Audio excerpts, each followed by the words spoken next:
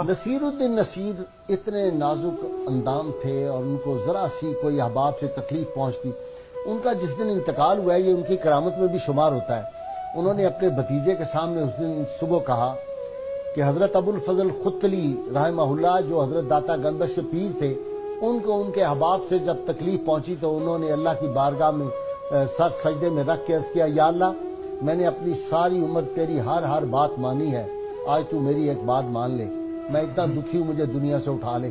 तो उनका सजदे में इंतकाल हो गया था।